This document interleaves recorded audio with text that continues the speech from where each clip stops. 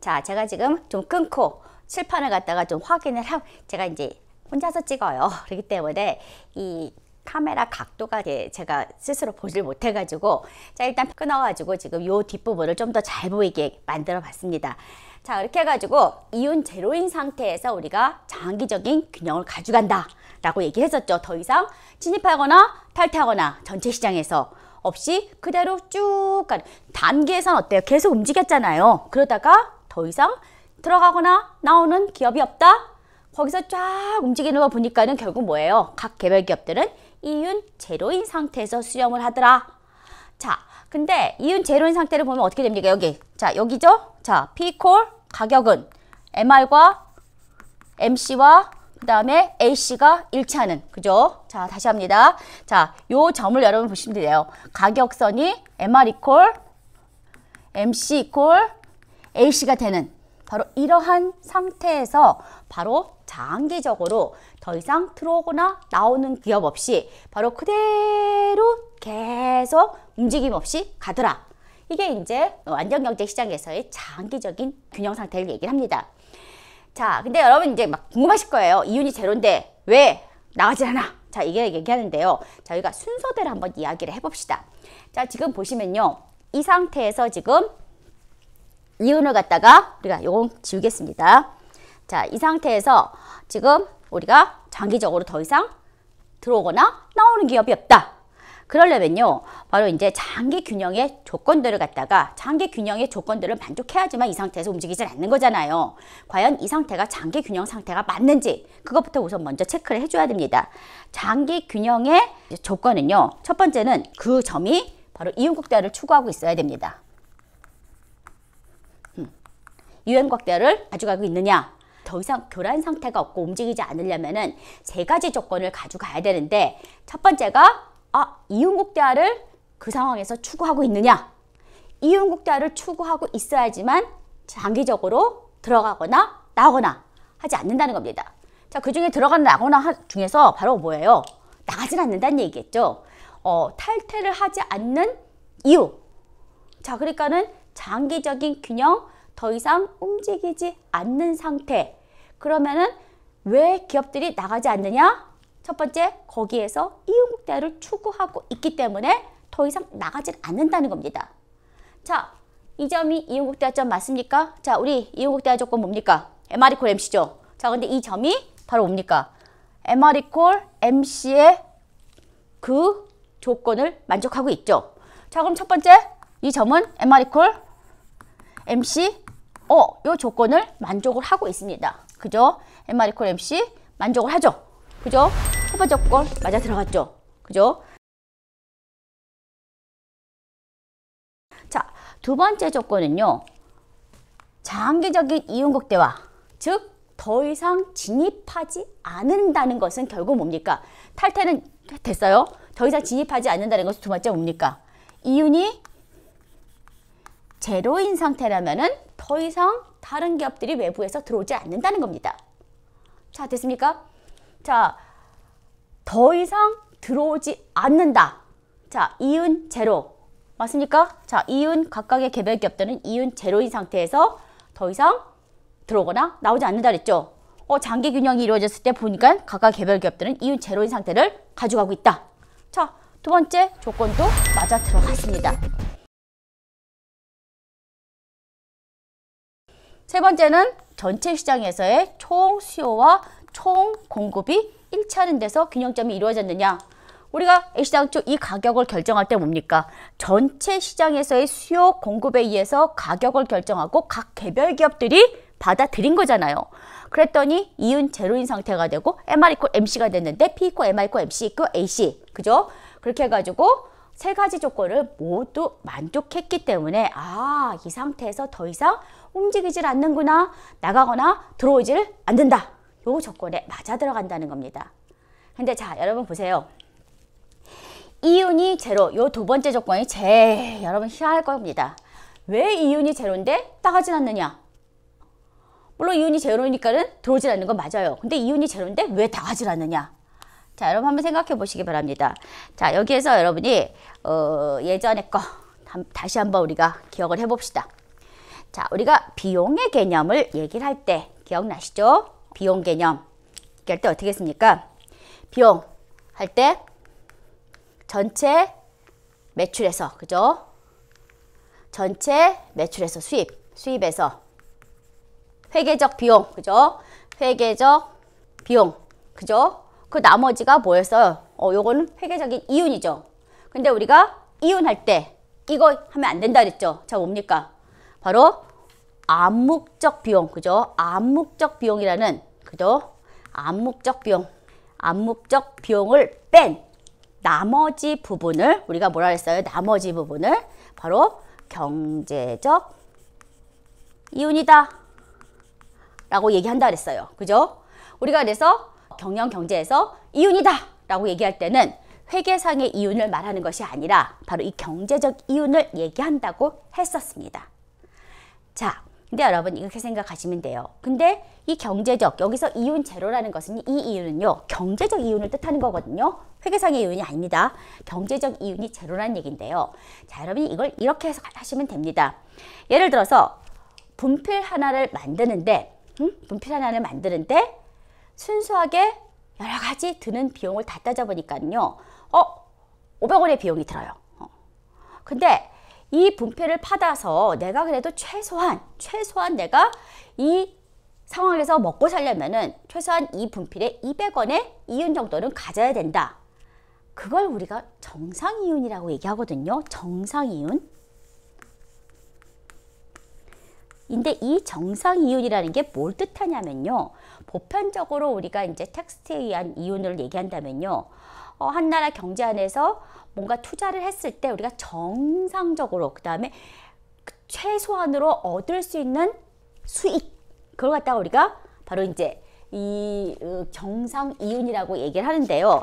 즉, 우리가 한 나라 경제 안에서 사용되어지는 자본에 있어서 뭔가 투자를 해요. 평균적으로 얻을 수 있는 이윤, 이걸 정상이윤이라고 얘기하거든요. 그러니까 여러분 그렇게 해석하시면 되겠더라고요. 제가 이제 설명하다 보니까는 최소한 내가 지금 100만 원 자금을 가지고 있다. 그러면은 이걸 갖다가 은행에다 집어넣으면은, 예를 들어서 지금 뭐 내가 10% 이자를 가져갈 수 있다. 지금 은행 이자가 10%다.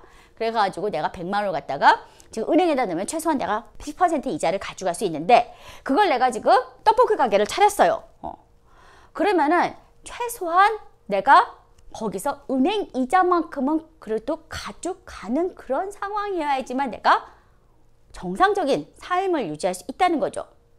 그러면 이건 뭘 뜻하냐면요. 그 정도의 이유는요, 정상 이유는요, 이미 비용 개념에 바로 여기에 정상 이윤이 포함되어 있다는 겁니다. 그러니까는 결론적으로 얘기해서 뭐냐면요. 이 사업을 운영하는 데 있어서 이 분필업자가, 개별기업인 분필업자가 이윤이 제로인데도 왜 나가질 않느냐? 최소한의 평균적인 수익률은 내가 얻고 있지만은, 정상이윤 얻고 있지만 뭡니까? 경제적 이윤. 요 경제적 이윤이 제로라는 거예요. 플러스 알파가 없다는 거죠.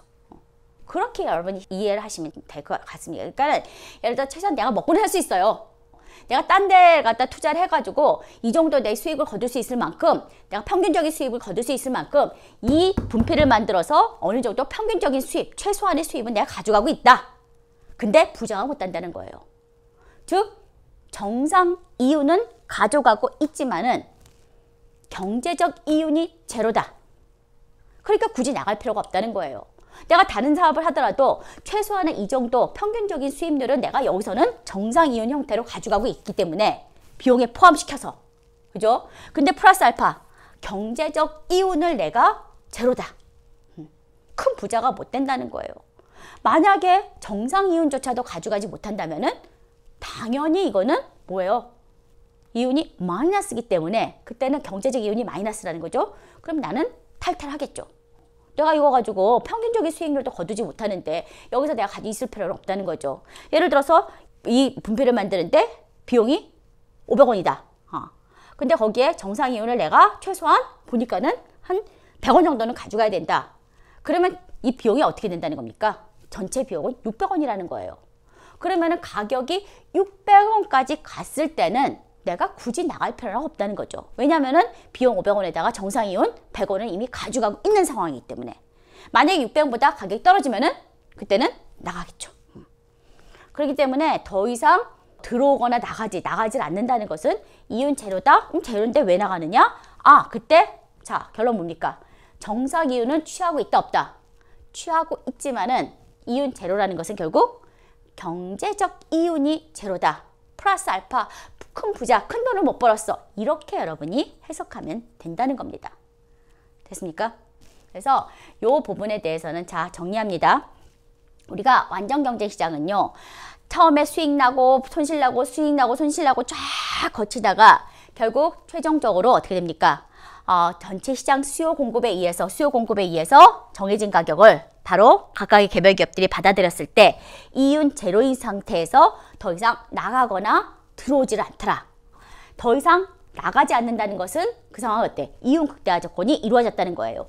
P 이퀄, MR 이퀄, MC 이퀄, AC니까 결국 이윤 극대화, MR 이퀄, MC가 이루어진 상황을 얘기하는 것이고 그 다음에 더 이상 들어오지도 않는다는 것은 거기가 이윤이 제로인 상태인 거예요. 자, 이때 이윤이라는 것은 결국 뭘 뜻합니까? 그죠? 자, 정상 이윤 제로다? 아닙니다. 정상 이윤은 비용의 계산을 해가지고 어느 정도 취하고 있는 상황이지만은 이때 이윤이라는 것은 바로 경제적 이윤이 우리가 없다는 겁니다. 정상적으로 다른 데 가서도 내가 이 정도 평균적인 수익률은 가져갈 수 있다. 이 사업에서도 가져갈 수는 있지만은 플러스 알파 더 큰 돈을 벌지 못하는 상황이다. 그래서 굳이 나갈 필요는 없다는 것이죠. 그렇기 때문에 바로 세 가지 조건을 모두 만족하기 때문에 결국은 이 균형에서 수렴이 되어진다. 더 이상 움직이지도 않고 들어오지도 나가지도 않는 장기적인 균형 형태로 가져간다 라고 할 수가 있다는 겁니다. 자, 여기에서 여러분 하나만 더 이제 얘기합시다. 자, 이 장기 균형에서 각 개별 기업의 경우에 바로 공급곡선은 어떻게 나타날까요? 공급곡선. 공급곡선이라는 거 여러분 기억하시죠? 각 가격대별로 얼마큼을 공급할 것이냐? 그게 바로 이제 공급곡선에 해당합니다. 즉, 가격이 변할 때마다 나는 이만큼을 공급할 수 있어. 각각의 점들을 쫙 이은 것이 바로 공급곡선입니다.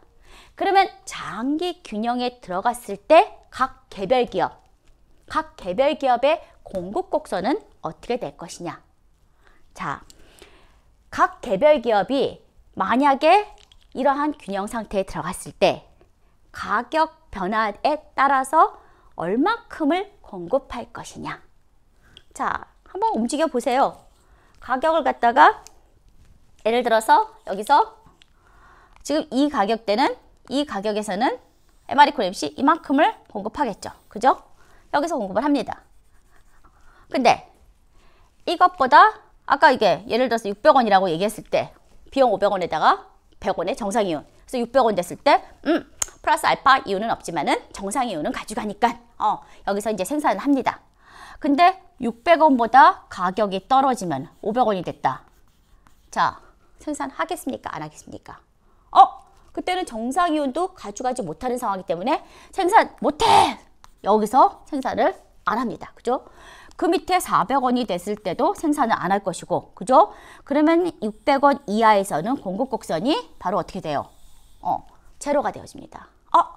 600원 이하면 나는 정상이윤도 가져갈 수 없는 상황이기 때문에 공급 안 해! 바로 제로가 되어집니다. 공급곡선. 자, 그럼 600원이 되면 그때부터 공급을 개시를 하겠죠. 600원 됐어? 그럼 정상이윤을 가져갈 수 있네? 이만큼 공급할 거야. 됐습니까? 자, 700원이 됐어요.